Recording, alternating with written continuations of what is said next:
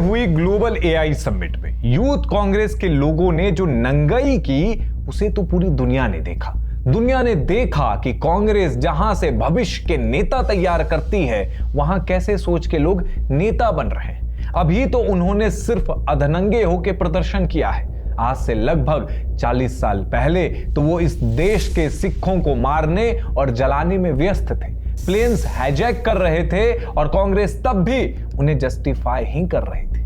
जी, आपने सही सुना, मैं कोई फर्जी बात नहीं कर रहा हूं, बल्कि इस देश की राज्यसभा पटल पर रखी रिपोर्ट से कुछ आपको बताने जा रहा हूं। सबसे पहले बात करते हैं 1984 में हुए सिख विरोधी दंगों की।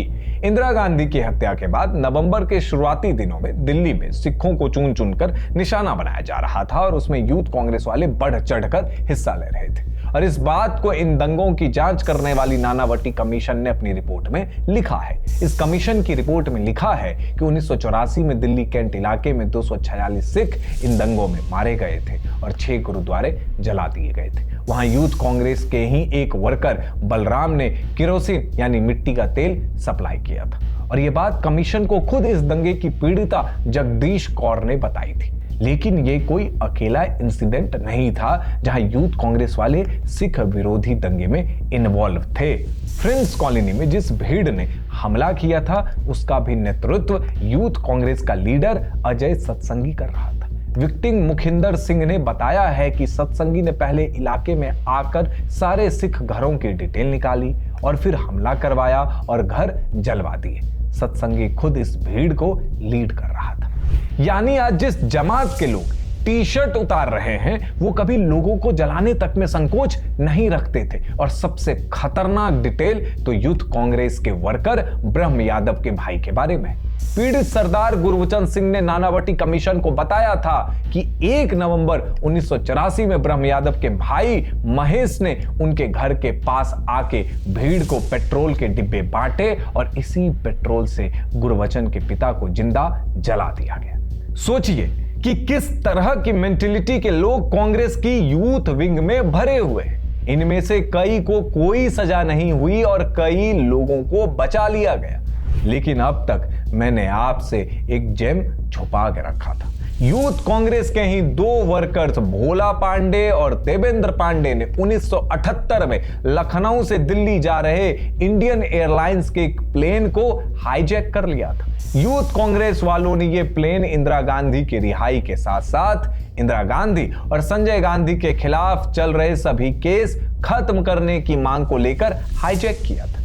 इसके कुछ दिनों के बाद इंदिरा गांधी को जेल से छोड़ भी दिया गया था। और अगर आप सोच रहे हैं कि ये दंगा करने वालों को और प्लेन हाईजैक करने वालों को कांग्रेस ने निकाल दिया या उन पर कोई कार्रवाई की, तो आप गलत हैं। जिसने जितना बड़ा अपराध किया, उसको उसी हिसाब से कांग्रेस ने रिवॉर्ड भी दिया। भोला पांडे को कांग्रेस ने 2 बार विधायक बनाया। देवेंद्र पांडे को कांग्रेस ने यूपी कांग्रेस कमेटी का जनरल सेक्रेटरी बनाया।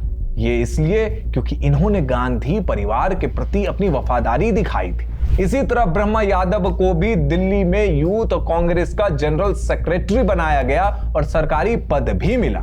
सोचिए कि जो लोग हत्याओं और दंगों में इन्वॉल्व थे, प्लेन हाईजैक करने में इन्वॉल्व थे, नेशनल सिक्योरिटी के लिए जो थ्रेट थे, उनको कांग्रेस सरकारी पदों पर बिठा रही थी। दिल्ली की एआई समिट में जिन यूथ कांग्रेस वालों ने हंगामा किया और नंगे होकर देश की बेइज्जती पूरी दुनिया के सामने करवाई, शायद उन्हें भी ये सब इंसिडेंट याद होंगे। वो सोच रहे होंगे कि कांग्रेस में आगे बढ़ने की यही एक बढ़िया विधि है, जिसमें पार्टी और सरकार सब जगह हिस्सा मिलता है और कार्रवाई का तो खैर उनमें डर होगा ही नहीं। भला जब लोगों को जिंदा जलाने वालों पर कोई कार्रवाई नहीं हुई, तो टी शर्ट उतारने वालों पर एक्शन क्या ही होगा। यूथ कांग्रेस में ऊपर से नीचे तक जिस तरह से इस बेहुदगी को डिफेंड किया जा रहा है, उसने ये भी दिखाया है कि ये सब इस संगठन के डीएनए में है और फिर से ऐसा कुछ करने में ये लोग झिझकेंगे नहीं। लेकिन इन लोगों को ये याद रखना होगा कि इनकी हिंसा और नंगाई को ये देश कभी स्वीकार नहीं करेगा। और जिस तरह से एक सफाई कर्मी तक ने इन लफंगों को लात मारकर भगाया, उसी तरह का ट्रीटमेंट जनता भी देगी। देखते रहिए ऑप इंडिया।